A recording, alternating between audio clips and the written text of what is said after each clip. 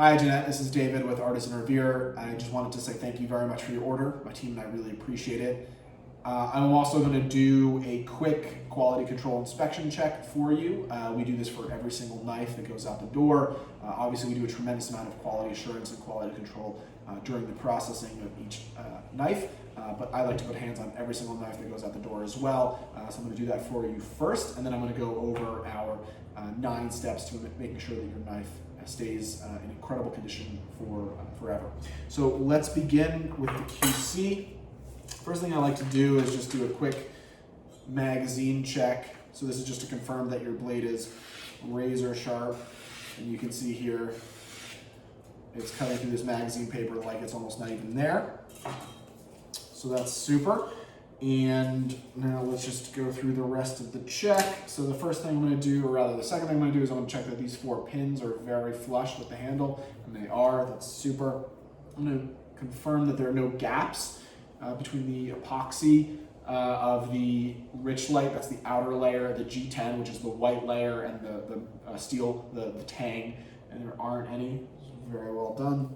I'm going to confirm that the handle is nice and smooth. It is. It's going to be re-oiled for you prior to me shipping it. Now I'm going to check that there's a good amount of flex. We want just a little bit of flex in the blade itself. That's to help you get around bones and things like that. We're going to confirm that the spine, that this is the spine right over here, that's nice and soft. We've rotated, we grind, we remove the burr along the entirety of the spine. That's so that any calluses that you may have from your old knives will go away, because this is going to be much gentler on your fingers. We do the same thing in here. This is called the choil, sometimes referred to as an edge guard. Okay, perfect. It's very well done. I'm going to confirm that the blade is perfectly balanced. As you can see right here, it is. We like our blades to balance just in front of the handle. The reason for that is you want to get the perfect balance between power and dexterity. More weight towards the blade itself will give you a lot more power. Think of a Chinese cleaver. More weight in the handle will give you a lot more dexterity and maneuverability. So we think that the right balance is right in between. So that's really well done. We're going to do a chip test along my fingernail just to confirm that there's no chipping whatsoever. We've already done a magazine check. I'm going to just do a quick edge flex test. We like no edge flex in this blade. That means it's going to be really, really tough for you, but still really, really keen and be able to move through food very easily. And then finally, I'm going to perform a grind check. That's a visual inspection. Just confirming the grind is nice and straight. Now I'm going to check, make sure that the blade is straight and not twisted at all. Perfect. This is really, really well done. So that's great. I'm going to re-oil this and clean it up prior to shipping for you. And then right now I just want to go over some quick tips to making sure that your knife remains in really, really excellent condition. So first things first, very important to use these knives on food and only food. You want to avoid frozen foods. Don't want to be splitting burger patties or anything like that with this knife. It's quite thin behind the edge. It's only 12.5 thousandths thick behind the cutting edge, compared to like a Wussoff knife or most of the German knives, which are about 20 to 23 thousandths of an inch thick behind the edge. So we're about 40 to 50% thinner. So that means like use those heavy duty knives to split apart frozen foods if you like, or to split apart a breastbone, etc. Although we still would recommend not doing that with a German knife. This is really, really great for anything that's already defrosted. Again, if you're doing patties, put them into the fridge, give it a couple hours so that whatever it is you're planning to prep has already defrosted. So that's number 1, food and only food, no frozen foods. Number 2, wash and dry these blades immediately after use. You don't want to leave it sitting in a salty or acidic solution for several hours, because those are going to be attacking the free chromium layer on the outside of the blade, excuse me. And what that's going to do is potentially cause some very minor patination. Easy to fix, but easier to avoid it. Wash and dry immediately after use. Use soap and water, and make sure you use a non-scratch sponge. So when you go to the grocery store to pick up your sponges, there's very often like what they call heavy duty, and then right next to those there's the non-scratch version. Please pick up one of those. Mineral oil, super important. Food grade mineral oil, you can get it for a few dollars at Target. You can buy it online as well. It's really, really great for the handle of the blade and also superb for the blade itself. The reason it's great for the handle, so as knife makers and as folks who work with wood a lot, it's really important to put a little bit of food grade mineral oil into your wood. It's going to keep it nice and moist and really fresh for tremendously extended period of time. If you don't put the food grade mineral oil in, you'll start to see cracks and woods will start to behave a little bit poorly. So a little bit of food grade mineral oil on the handle. Our handles are made with 65% recycled wood pulp. That's what Rich Light is made out of, as well as 35% phenolic. So it has a lot of really good properties of wood, but it also, like, the tactile response is beautiful. You're going to see as soon as you get it in your hands, but it needs a tiny bit of extra care. So that's why we suggest a little bit of food grade mineral oil. As mentioned, it's really good to put on the blade itself. So if you're going to be, and I'll get to this in a second, but if you're going to be storing your blade either in the leather sheath or on a magnet, once it's clean and dry, a little bit of food grade mineral oil will keep all the elements away as well. Great. Cutting boards. We recommend 3 different types of cutting boards. So number 1 are wooden cutting boards, number 2 are plastic, and number 3 are synthetic rubber. That's really made for synthetic rubber. Is sort of a specialty type of board.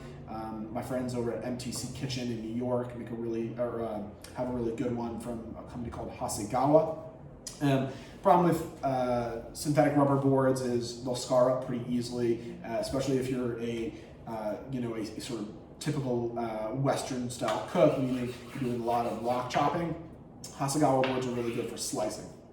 The 2 main types of boards that we see everywhere are wooden and plastic. For woods, you want to stick to the top 3, which are maple, walnut, cherry. Bamboo is not wood. It's a straw. It's very high in silica. Avoid bamboo. If you have bamboo cutting boards, you should honestly get rid of them. The really cheap boards, the ones that cost like $15, $20 at wherever at any store, if they're made out of teak or paper stone, don't get those. They're very, very hard on your knife's edge.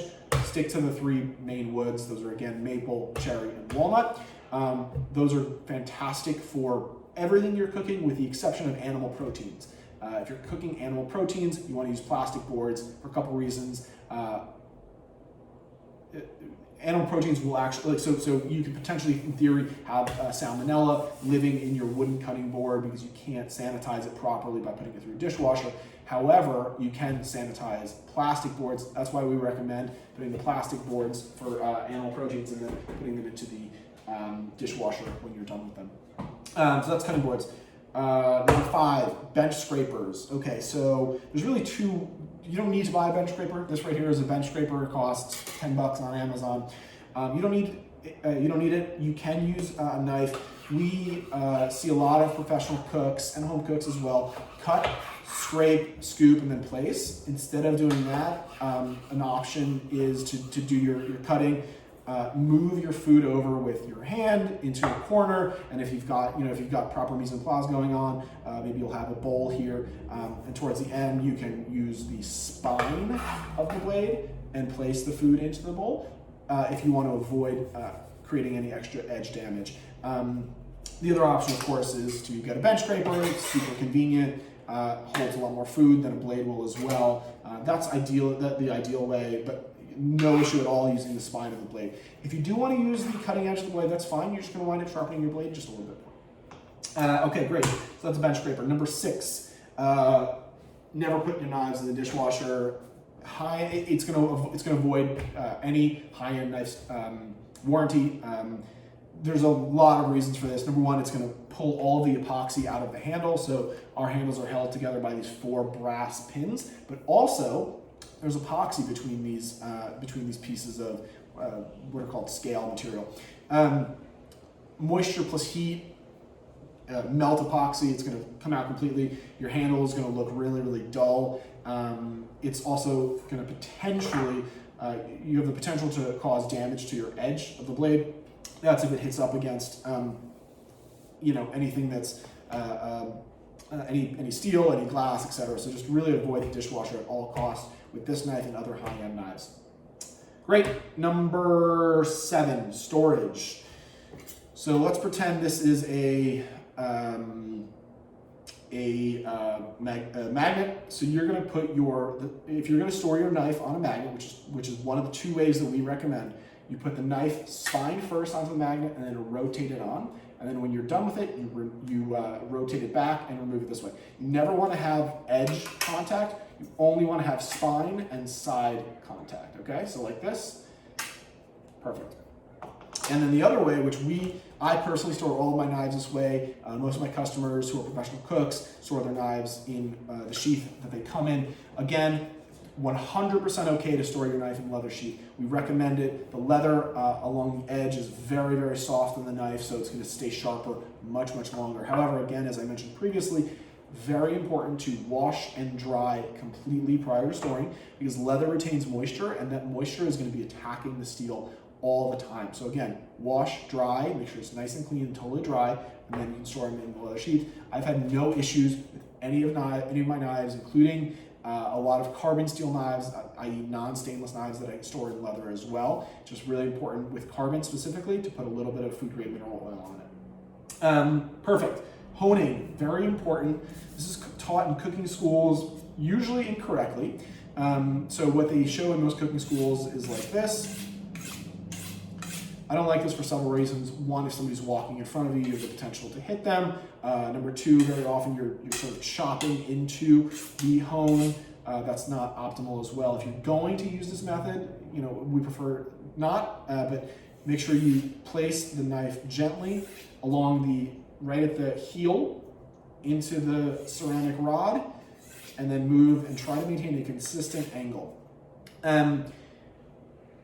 Ceramic is better than steel. We recommend using a ceramic honing rod instead of a steel honing rod. Ceramic is smoother, it's higher Rockwell hardness, so it's going to do its job better on your knives. The French technique is somewhat similar, but almost reversed. So they'll put the heel, that's this right here, of the knife up along the ceramic rod and go in reverse. So this is an edge trailing stroke instead of an edge leading stroke.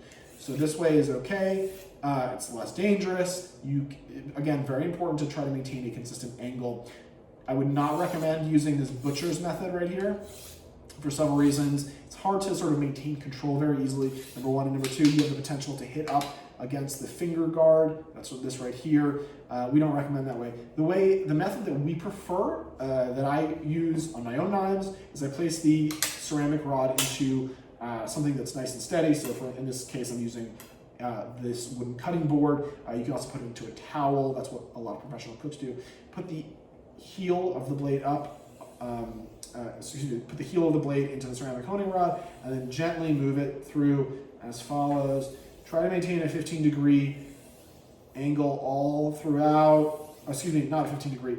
Try to maintain a consistent angle throughout.